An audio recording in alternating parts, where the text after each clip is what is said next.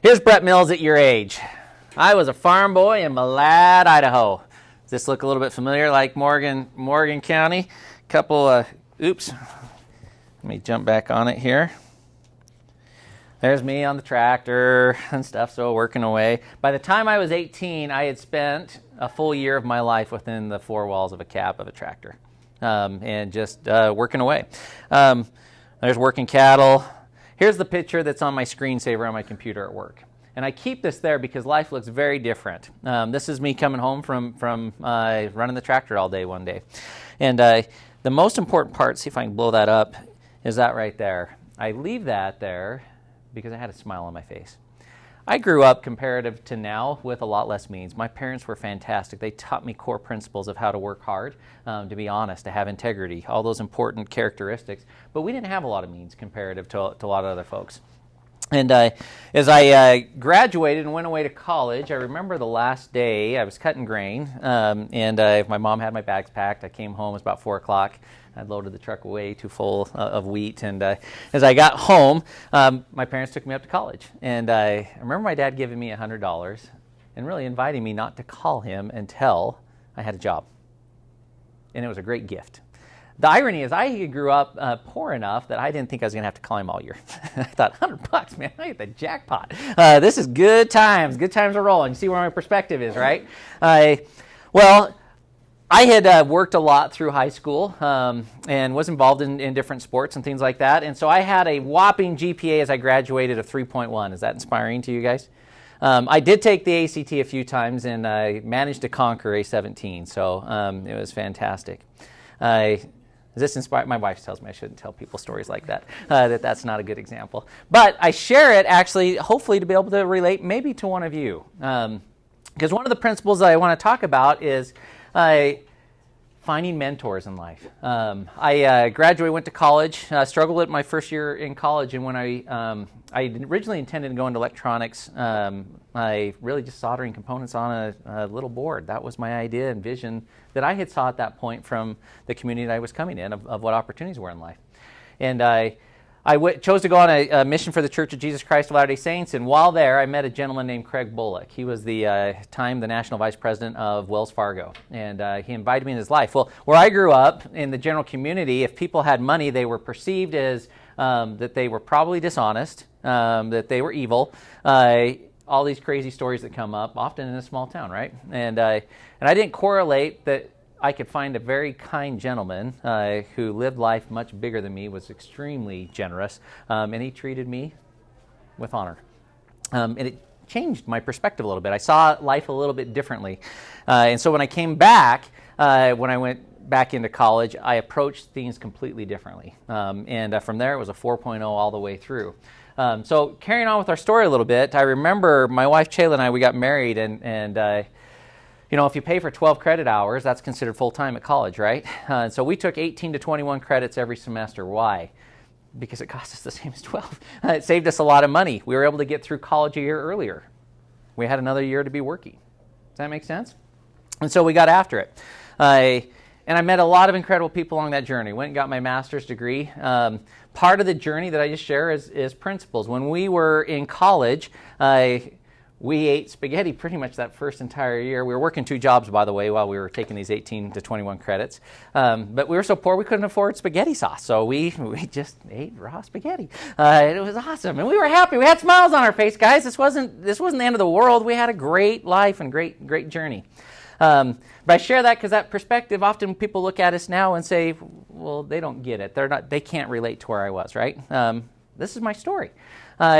We progressed along. At that point, I had gotten into the mortgage banking industry, and we had worked really hard, and at that point was ranked in the top 15 loan officers in the nation out of an industry of 300,000 loan officers. Started to make a little bit more money, right? Things started to change, but we kept our baseline low, meaning our expenses. We didn't change our lifestyle. There's a financial principle for you as you start to face life. Just because you graduate from college, your life shouldn't magically change. Keep your baseline low. That created opportunity. By the time we bought our first home when we were 23, by the time we were 26, we'd paid that home off. And that opened a trajectory with a lot of extra income to invest and do a lot of different things. Does that make sense, guys? But you can get after and own it. progression along, I ended up getting do a lot of real estate, still do today, investing in real estate. I'm still in the mortgage banking industry. I started a consulting firm and was doing a lot of consulting for organizations such as NASA, Home Depot, different companies like that on cash flow management, international currency arbitrage, all sorts of different things. And it was fun. We're doing all these types of things. There was a point that I share about education, because education is nothing more in my mind than the process of learning to solve problems. I had people coming to me wanting me to invest in the oil industry. And I quickly found out that most of them were fraudsters, and they were going to take my money. But I saw there was opportunity, and knowing that, I had to solve the problems. So I reached out knowing education. I had my master's degree already at that point, but I wanted to find out more about oil. So I studied across the country, found out that the University of Austin at the time had the best Masters of Petroleum Geology. I didn't have time to go back to college. I was running all these different companies at this point. And so I merely reached out to the dean, said, hey, I will pay you for the full curriculum. Can I fly down, meet with you, get the curriculum, and come back? Did that and self-taught myself a Master's of Petroleum Geology in 6 months and started an oil company. And we sold that a few years later. Does that make sense, guys? You guys have options. I was the farm boy that was taught correct principles, great foundational principles. We live in America, guys. Go get your dreams. You can do that. It's been an incredible journey. Had the opportunity since then to work with the U.S. Senate and was one of the lead economic advisors through the financial crisis in 2007. Served as an honorary commander to the United States Air Force. What an incredible opportunity that was. And helping our military on a lot of different fronts there. Life has been fun, guys. It's been purposeful and meaning, but it's been way beyond my wildest dreams. And so find good mentors that will stretch you. Still a principle I do today. Every 6 weeks I find someone that scares the crap out of me. That they live life so much bigger than me that I have to meet them and I have to interview them. I have to understand their story because it inspires me to push harder and to live bigger, really with the intent that hopefully we can bless more lives. So that's why I'm here at Morgan High today, right? I wear a lot of hats and I'm out, but someone made a difference in my life. I hope today to be able to give a little bit back and maybe provide a different perspective and a trajectory of what you can go get. So in the financial services industry, you're in a financial literacy course, right? I've been through a lot of them. I've got here surveys of several high school students all over the state of Utah. And I've asked them questions such as, what scares you most about your finances in the next 5 years? And so I've got a pretty good idea of common ones that pop up. And a common one maybe I'll jump into and start with today. Who here is worried about paying for college? Scare you? Make you nervous? Okay. So we're going to start with that, and we'll talk a little about education for a minute. How much does it cost for annual tuition at Weber State right now? Around $20,000. Around 20 grand? We have this cool thing called Google. So if you want to know something, it spits it out. So that's what I did last night. It is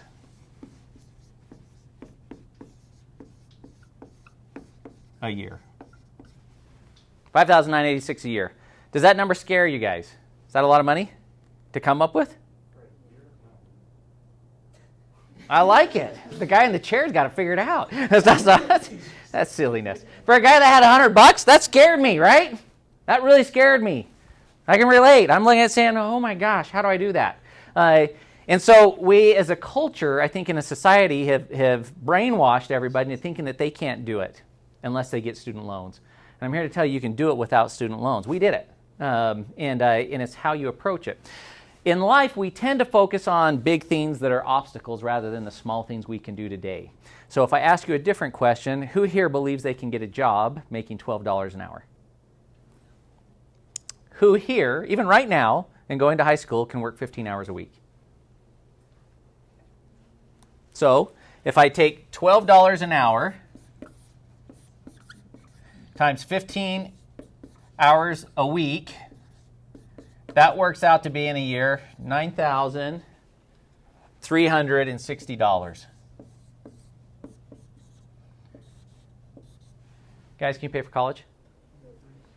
We tend to focus on what we hope will happen, like it's someone else's responsibility to come in to take care of us. One of the greatest gifts my father ever gave me was, here's $100, don't call me until you have a job. Does that make sense? You have the option to go after it. When we feel entitled to something, It cripples us. And so my first message is you can do it. But you have to do something. You have to own it and go after it. Set a goal and set it now. Now, some things that I think are interesting here. Do we have any sophomores in here? Any juniors? Seniors? We got a senior back there. All righty. So if we were to simply take that and divide it by 24 months, which is a junior, it's when you're trying to get to college, works out to be roughly $240 a month is what you would need to save. For our seniors, I'm sorry, you got 12 months. So that's $500 a month if you wanted to start saving now to pay for your first year of college. Is that doable? Yeah, that becomes a lot more manageable when you start to look at it that way. But I wanted to show it because it also points out the value of time. And if you can start a little bit earlier and you can be looking into the horizon of what you want your life to look like and goals that are important to you, then you're much more likely to obtain them when you go for that. Does that make sense? And so hopefully that's helpful. Get a job, guys. Start working. One of the principles that this is just me, this is a Brett Mills rant. One of the biggest tragedies I see is parents who go in and want their children to be NFL players. Even better, I'm going to back it up, just a college football player. What the heck, I'll go there. 0.0001% of kids will actually go and play at the collegiate level. Think of the amount of money that they spend on camps, driving people all over, equipment, the hours upon hours upon hours of practices going on. That is the big missed opportunity. Now, I don't have any problem with sports. I just use that as an example. I think it's great to be involved in things that will push you and stretch you. But too many go at it and say, I'm going all in here so that my kid can get a scholarship to go to college, as though that's how they're going to pay for it. Do you see the insanity in that if they just encourage them to get a job and work 15 hours a week, that they have it all? That's your gift. You can do it. You can go get it. Once again, my message is not don't get in sports or do anything else like that. There's tremendous benefits and value comes. Enjoy the journey, guys. I had a smile on my face when things were different, right? And hopefully have a smile now. And that's the goal, is that we enjoy the journey as we move along and improve. So go after it, guys, and set the goal, set up what you want to have. Now, another thing that I would like to point out, because I find a lot of people put off going to college because they don't know what they want to go into. And one of those principles I look at, education to me is very simple. It's just the process of learning to solve problems. Everything we do in life is just learning how to solve problems. And the better we become at that, the more we're paid. So as you go to a chemistry class, you're going to learn about components, right? And as you put them together, you're going to get different outcomes and solutions. With those solutions, you may be able to make different materials. And those materials may be able to create something and solve a problem. Does that make sense? So if you understand the process of education, you can get a problem out there. This is really a problem, right? I just solved a problem. You guys don't even know it. You guys all have this big, scary fear of paying for college. There's the problem. It seems overwhelming. Well, if I can simply break it down for you, did I solve a problem? Yeah, people will pay you for that because you can help them get their dreams. And that's incredible. That's all we're doing in life. So education is the process of learning to solve problems. And the more education you get, the better you become at solving problems. So if you need to go, if your ambition is to be a doctor or an attorney or a dentist or something like that, you probably need to figure out where you're going because you can't just graduate in history and decide to be a doctor, right? But I hire people every day of the week, and as I interview them, I don't really care what their degree's in. I just want to see that they paid the price to get a degree and that they've learned that process of how to learn, because this is something that I get a little bit passionate about. As I interview people, often I have people, one of my first questions is, what do you expect from the organization? If I hear out of someone's mouth, what is your training program and how are you going to train me? Guess what I do? I tell them it's terrible. We don't have any training and they probably shouldn't come to work for you. When in all reality, we have phenomenal training programs. But I don't want that person in my organization, because that habit was learned a long time ago. I look at it, I want someone that's going to come to me and be able to say, I understand your organization, and here's where I believe I can add value to your organization today. See the difference? And it starts right now with how you are learning.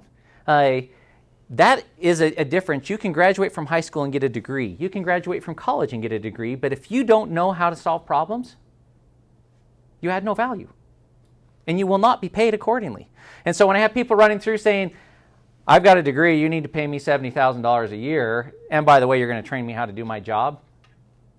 Do you see the oxymoron in that? I want someone coming to me and say, I paid a price. I understand that you've got these concerns and these problems within your organization. Here's how I believe I can solve those. And I will hire them and I will pay them whatever they command and want to earn. Does that make sense? So how does that change and begin? This is one of those things that I get a little bit frustrated and crazy with. Have you guys ever heard this amongst yourselves or said it yourself? My teacher only teaches because they couldn't figure it out in the real world. That drives me crazy when I hear that from people. They do an incredible job. They're masters at teaching. Offer them gratitude. But it goes even better. Let's say you're in a physics class.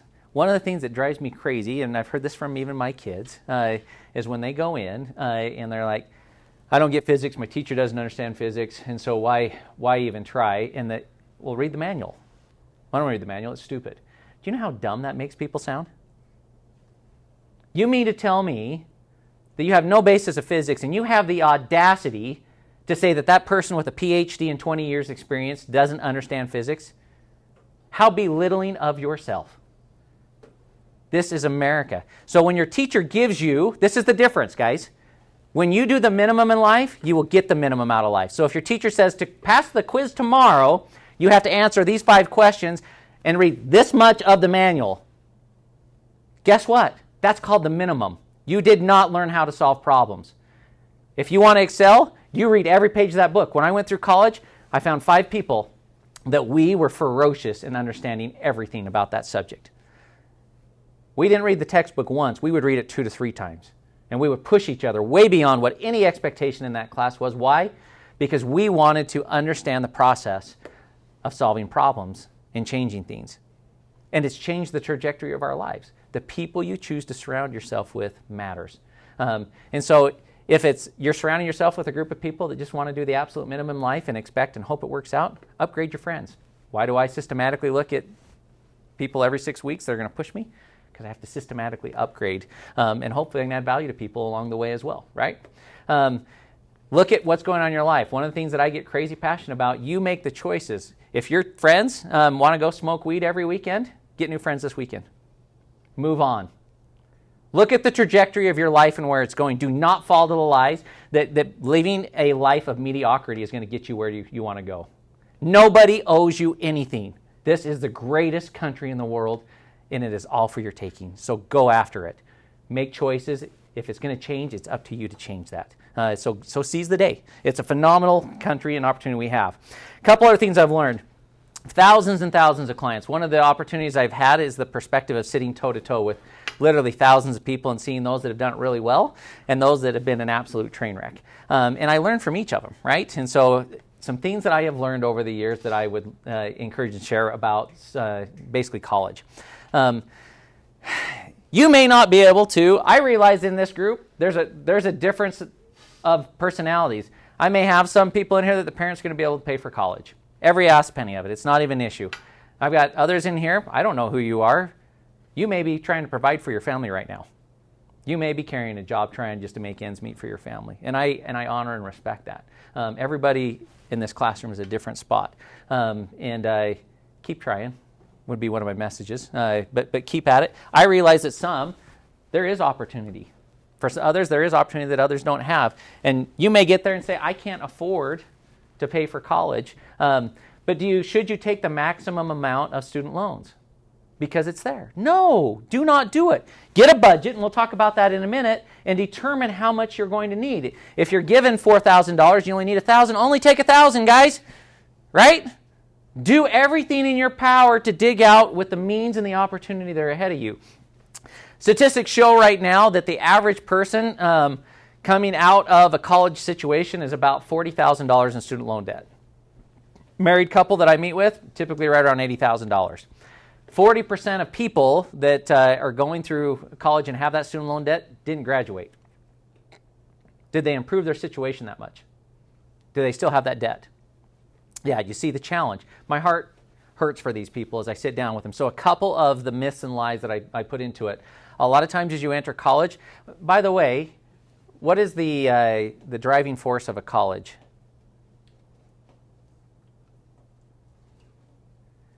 Ooh.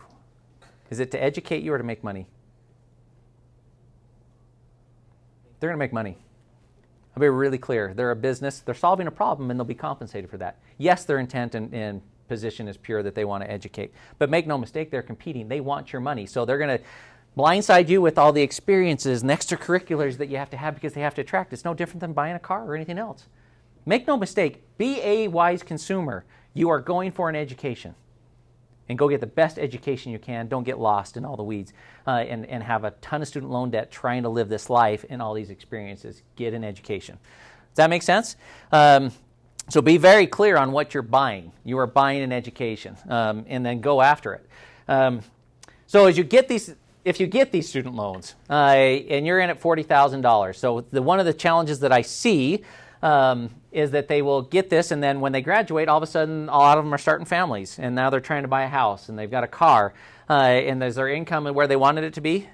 Most of the time, no. And so they have a lot of extra money to now start making student loan payments. No. So the government came up and said, we'll let you do what's called an income-based repayment program.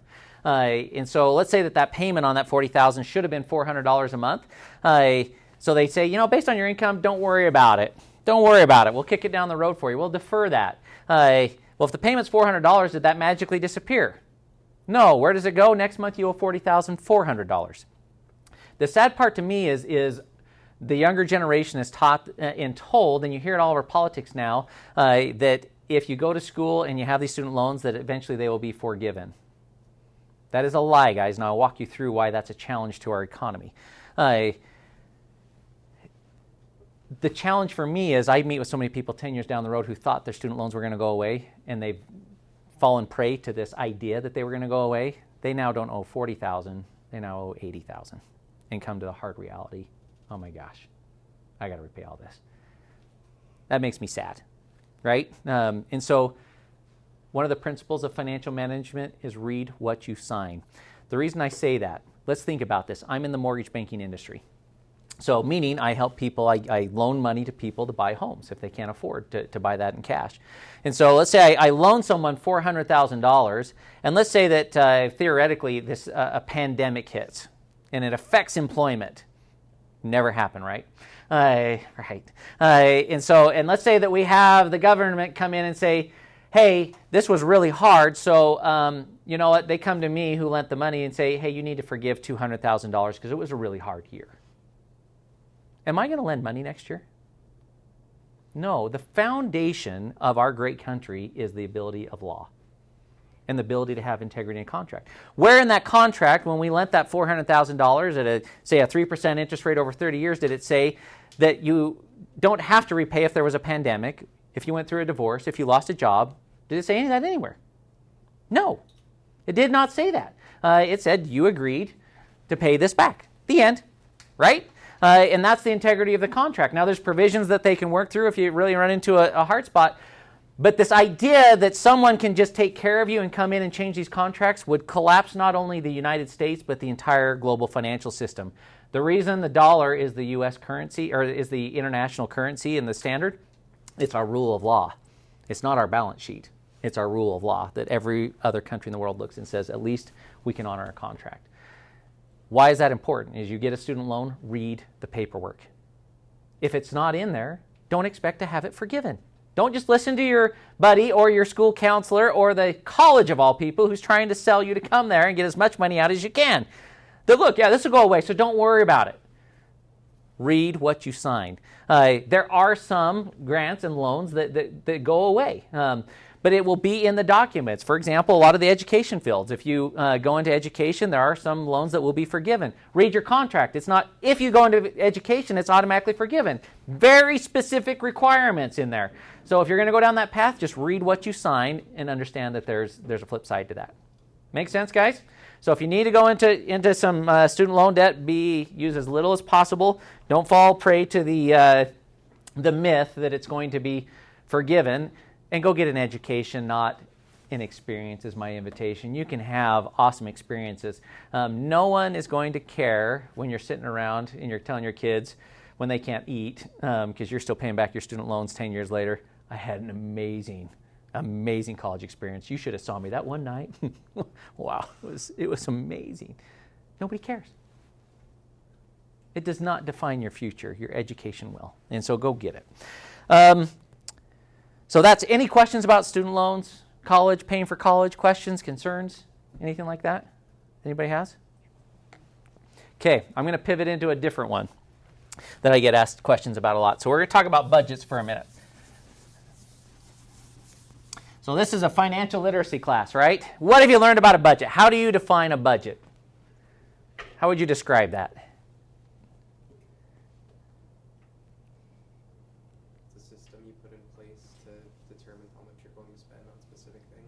I love it. A system. I like the way you describe that. A system. I call it a process, but very, very similar, right? It's a process of understanding. So you're describing where your money's going, different things like that. Any other things that you'd add? A budget is right down those lines. It is telling your money where to go. Too many people believe that it's figuring out where your money went. That is not a budget. And that's the way most people budget, is they're trying to write down, where did all my money go? Well, is that helpful? It's already gone. That doesn't help you get where you want to go. A budget is telling your money where to go. So share a few principles with you about budgeting. One of the greatest challenges, I think, for a lot of teenagers and working with them for years, is that their income is that. If that's the first component of your budget and your budget is zero, is that a problem? Are your numbers ever going to work? Is it your parents' job to give you an income? Is this America and you can get a job? Yeah, we have the lowest unemployment rate in the world. You can get a job right now. People are begging for people to work. This isn't hard. We don't need a long discussion about how to find a job. You can get a job, so you just have to go out, look, and apply. We have the lowest employment rate literally in the world. So that's one message I would have. If you want to be able to figure out how to use a budget and start practicing it now, focus on the income piece. But part of it is just like paying for college. Let's work backwards a little bit. So, and share some of those principles. Let's say that I'm going to break it down into a few categories, hopefully to make it easy. These are 3 simple categories that you can look at right now to make a budget pretty easy. The save budget. So I'm just going to use an example. Let's say that most of you are juniors in here, and let's say that you look at it and say, hey, I want to save $240 a month. Why? So that when my first semester of college comes, I can pay for that. Does that make sense? So I'm just going to throw that as an example. So if that's $240 a month, that's in there. Now let's say you look at the spend. Now to figure out what you're spending, it's important to look at where your money is going. I think that is important. So if you use a debit card, is what I would encourage you to do is pull out 12 months worth of bank statements and go back and just put in broad categories. So like fast food, all the numbers you put into fast food that month, and then you add all those 12 months up and divide by 12, and what does that give you? An average on what you spent on fast food. Does that make sense? So if you want to go to In-N-Out, go to In-N-Out. I think this is important because one of the frustrating parts of budgets, why most people do it, is they do it as an exercise on paper and they try and make the numbers work. Well, life still happens, guys. And so look at how you want your life to happen, and that'll help you understand the income you need to earn. Does that make sense? It's okay to enjoy the journey, guys. I want that to be loud and clear. A lot of people think the only way that budgets work is if you cut all the fun and experiences out of your life. That's not life, guys. So determine what that is. If you want to go to the movies and that's a part of your regular budget, look at what's going on average. Christmas, I use that example. If you like to buy Christmas presents, well, if you add that up over 12 months and divide by 12 months, you're going to find out on average how much you need to be putting into that Christmas budget, right? Christmas isn't an emergency. It's not a surprise. It comes every year, guys. So we work towards it and budget, right? That's the power of it. So if you come in and say, hey, I need $200 a month for my experiences, going to the movies, hanging out with my friends, whatever that looks like, right? Then you put it in there and you decide what that is. Giving is critically important, guys. We are an incredibly blessed nation, and every statistic and study shows out there that if you will give at least 10% of your income to charity, you will make more money. It's resounding in every great study done out there. And so I'm a big advocate of giving. It changes your heart and allows you to see money for what it is. It is an object. It's like a brick. I can use that brick to throw through that window, or I can use it to build this school. It doesn't care, and that is money. Money typically amplifies a tool bag or someone that's generous. Does that make sense? And so it's important to give. It's important to give because it will help your heart be known as a generous person. So let's say that give is $40. So what are we, $480 there? So let's talk about budget. Is this helpful now to look at it and say, I now know how much I need to work to live the lifestyle I want? Is paying for college important to me? It should be your goal, not my goal, not your parents' goal. It should be your goal. And so if you set that as a goal and say, hey, it's important for me to be able to pay for my college and to have that $240, then set it. It's important for me to do certain activities. Great. You set that. And then your give, now you know what you're working towards on average. So what does this look like? I get paid every month. I get paid once a month. And that money hits my account about 8 o'clock in the morning. Guess where it all is by 9? It's gone. I spent every penny of it. Isn't that exciting? Do you guys like to spend money? I like to spend money. So I spend all of it in an hour. And it's really fun. Here's the point. You mentioned it was a system. That's correct. It's a process. If I know where my money's going and I tell it where to go, it should be gone within the hour. So if it's important for me and I got my $480, I need to put that $240 into a savings account. I recommend you put it into a savings account in a different banking institution than where you use your debit card. Why? So you don't see it every month and be tempted by it. Because it's important to you. If it's a goal, you've got to fight for it. If you'll fight for it, it'll mean that much more for you. So that was gone. If I know that $200 is going in on average to the experiences I want to have as a teenager, then one of the things I recommend is you put it into an envelope. You can put it on your debit card. That's fine. But you put it into an envelope. And if 2 weeks in, all of a sudden, your buddies call you and say, hey, let's go to Moab. It's going to be great. And your envelope is empty. Guess what do you get to say? These are powerful words, guys. I can't afford it. It's empowering to say those words because you have a vision of where you're going. It's okay. And as a society, we are so afraid of saying I can't afford it. We're taught, let's swipe a credit card because I don't want to miss out. Guys, they're the ones that are going to miss out on lives and be slaves.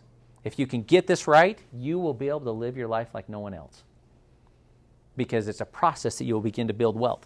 So as you look at that spending amount, you can now create that budget, but there's going to come the point where you may look at it and say, I can't afford it this month, right? Or other months you may have extra in there. Great, save it because you're going to have probably more you want to do next month, right?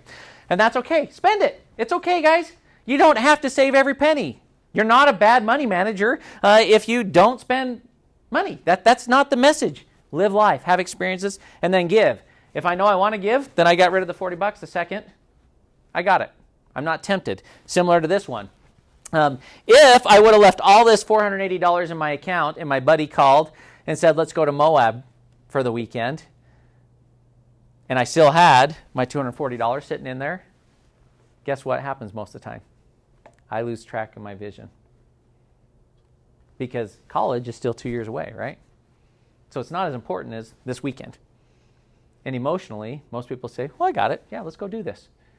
And they miss the opportunities of life for the moment. There's the power of a budget. It will make you wealthy if you will begin to use it now. And you guys can create that. So that's an invitation. Go home tonight and write down what your expenses are.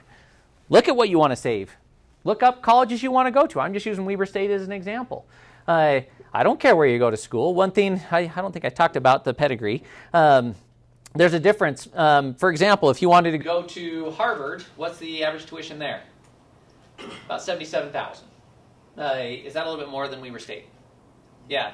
So, like a lot more, right? About 8 times more. If you graduate from Harvard, are you going to make 8 times more than you are graduating from Weber State? No. You may make some, but you're not going to make 8 times. So get a degree, don't get a pedigree. My message, I want to be clear. If you get a full ride scholarship to Harvard, should you go? Yes, go! But don't feel like, man, my school and options are not as good because I can't afford to go do that. No, go get a great what? Education, not this experience. If you're looking saying, hey, college isn't for me, go get training and get a certificate. We have incredible demand and incredible opportunity in careers. If you want to be a plumber or an electrician, what a great problem to have and solve. I had a flood in 3 of my properties just this week. I know how to do a lot of things, but I'm not a great plumber.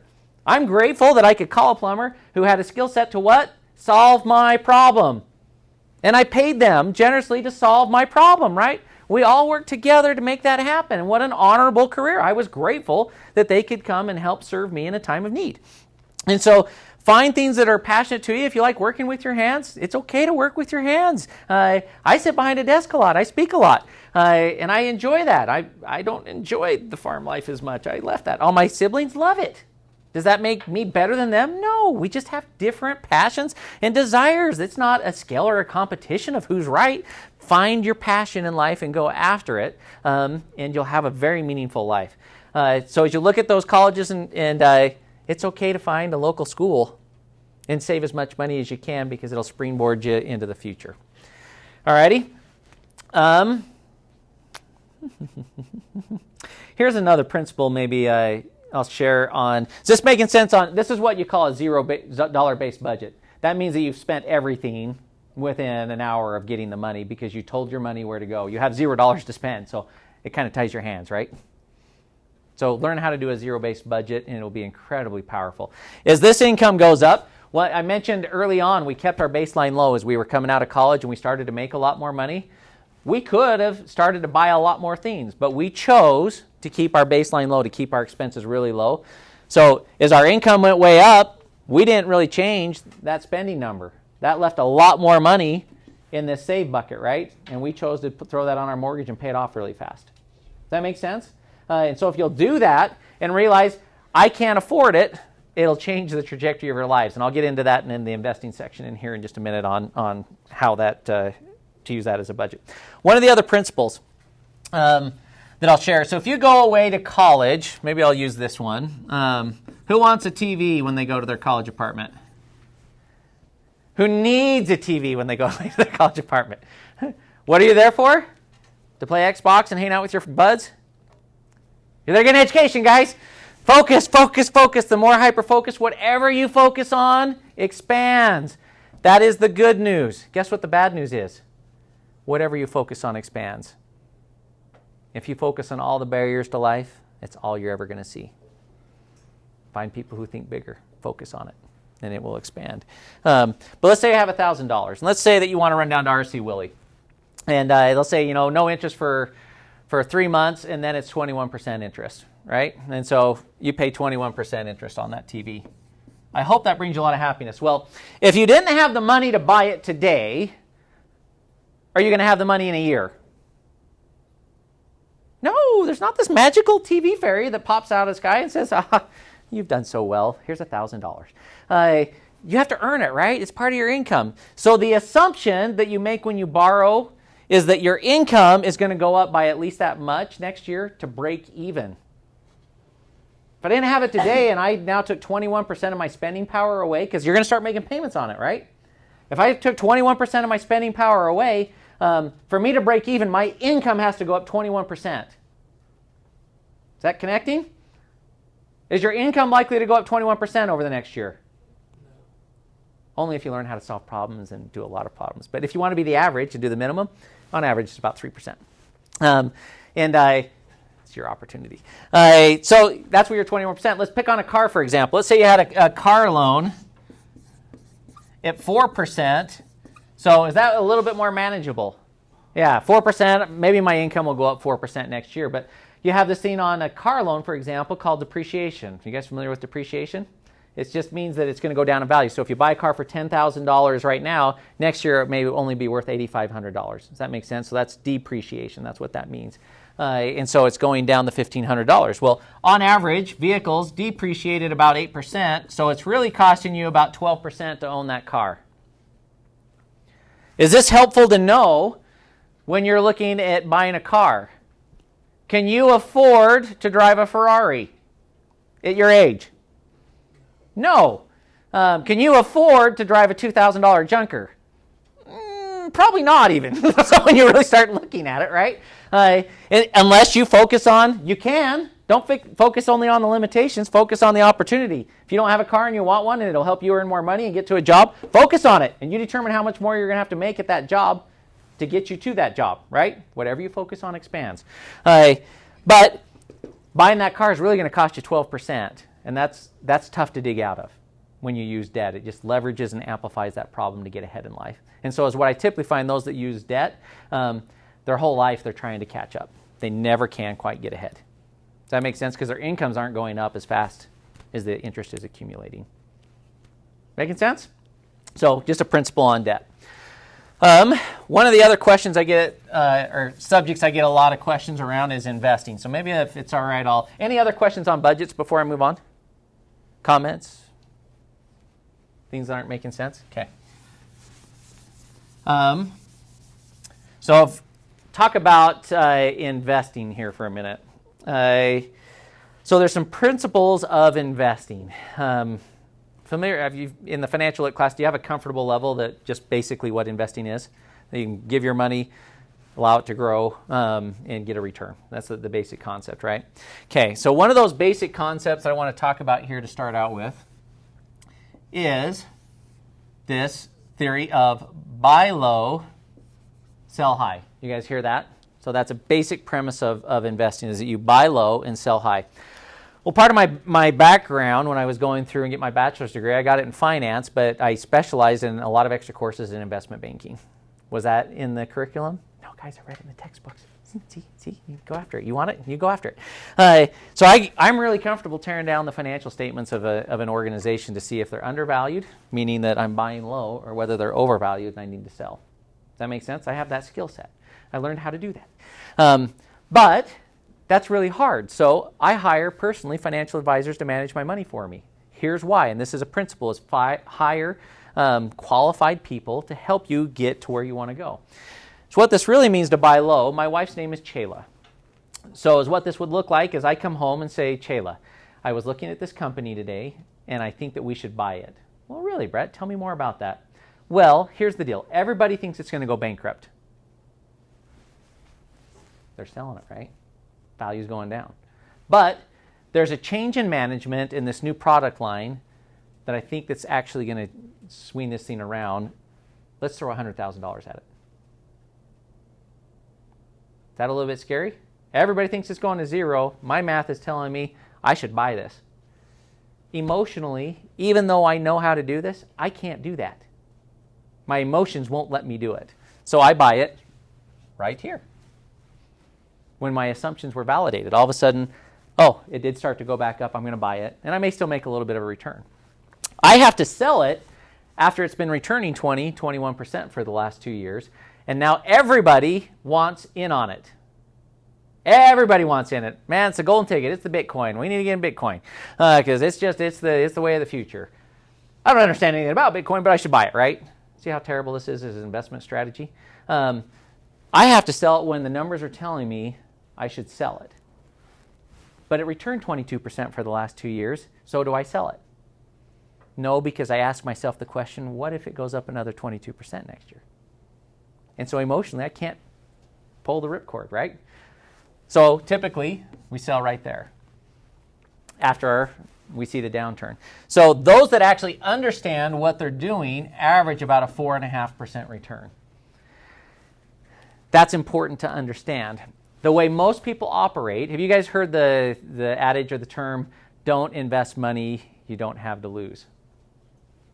Why is it assumed that you have to lose money? Warren Buffett has 2 rules of investing.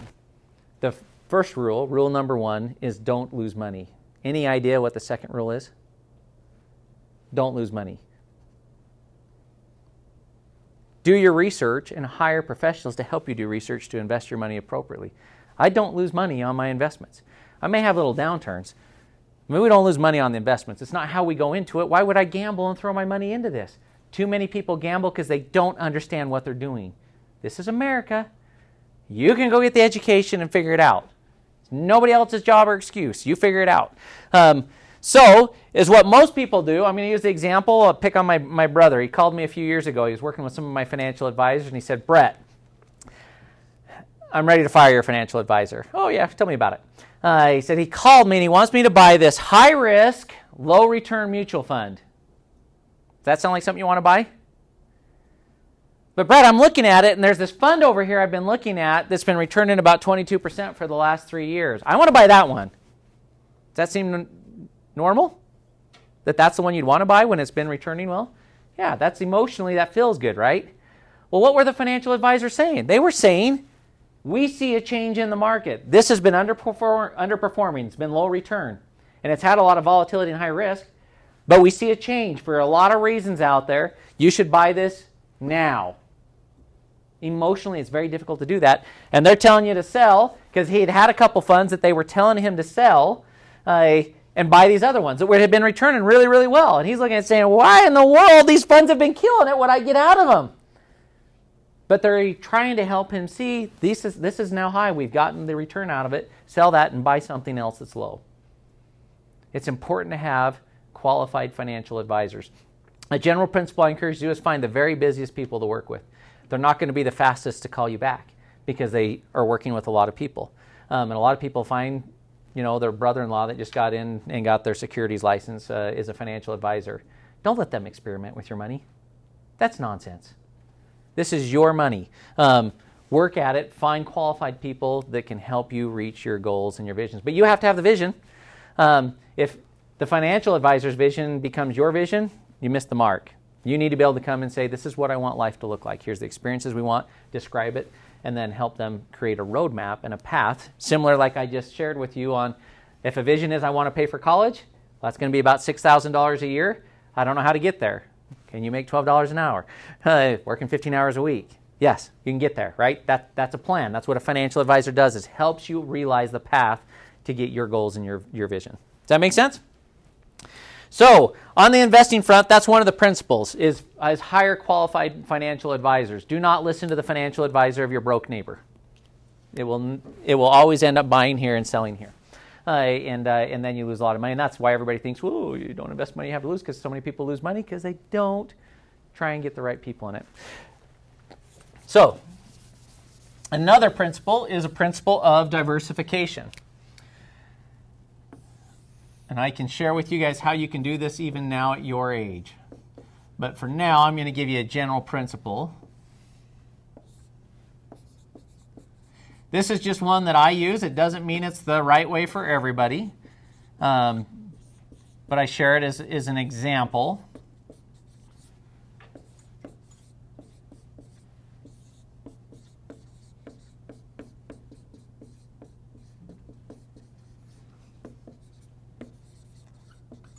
So if I had $100,000 to invest, I may take $25,000 and invest that in real estate. Well, I could do it in a lot of different ways. So I could put that as a down payment on a home and rent it to somebody. Does that make sense?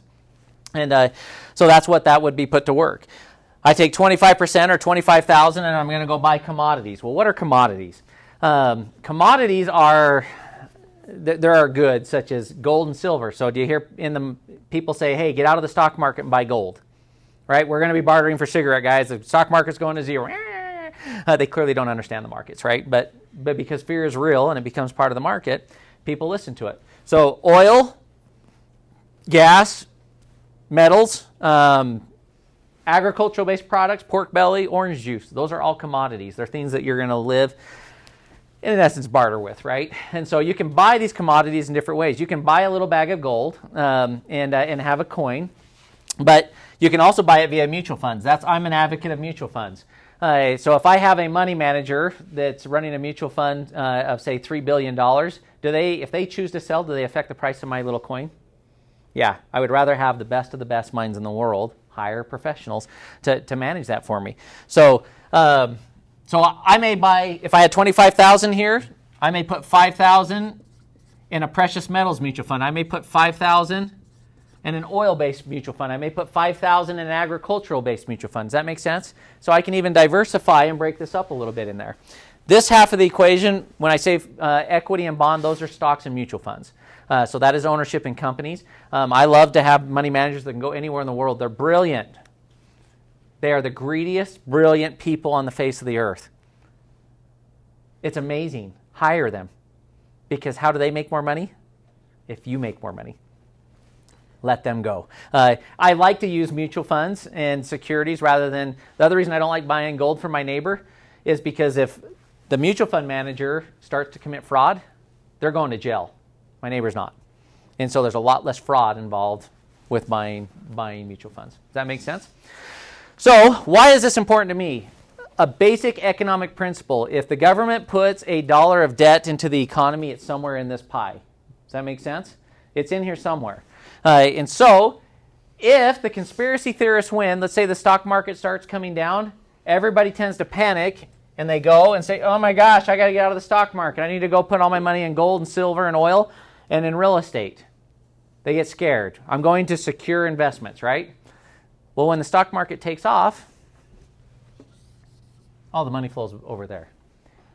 Why do I use a process? And that's the word, you use the word system, but I call it a process. I'm telling my money where to go. One of the most common questions everywhere I go and speak is people ask me, Brett, how's the market and where should I put my money? My answer is, I don't really care. I don't follow it from week to week because I have a process to it. I have my budget. I know what my expenses are. The second I get paid, I put my expenses into that account that we exist off of. I have my give. I know what that's gone, and then everything else I can save. Well, that bucket, I just instantly dump into this formula.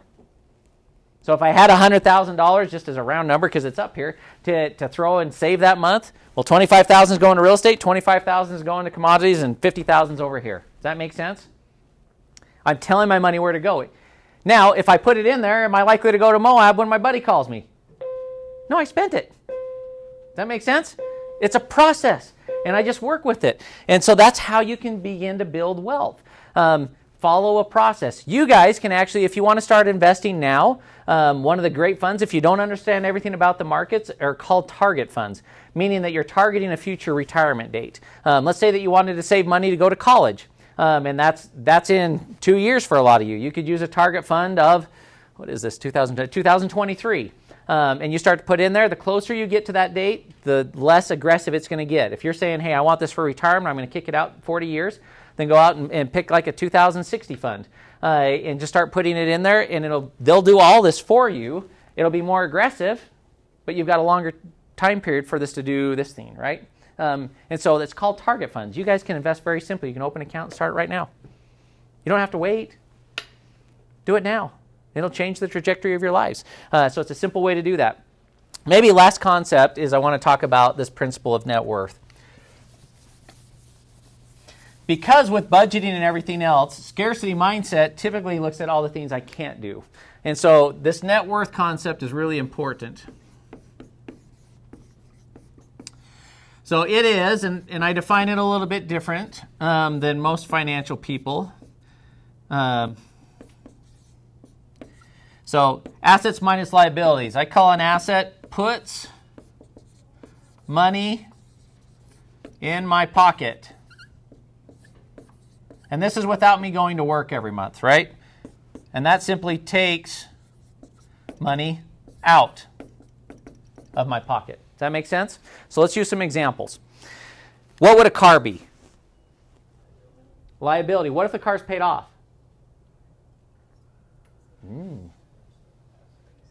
Liability. Why? Because you still have taxes and insurance and maintenance on it. And it's depreciating. So that's going to go in this section. So if I have all of a sudden a car that's worth $10,000, that's going to go as a negative. What if I had a savings account with $2,000 in it? Asset or liability? Asset. So I got a plus $2,000 over here because it's making me interest whether I go to work or not, right? What about a primary residence, a home you live in? Asset or liability? Follow my definition. It's a liability. Even if it's paid off, you're paying taxes, insurance, and maintenance. The bigger the home, the higher the taxes, maintenance, and insurance. It is your biggest liability. Society tells you it's your what?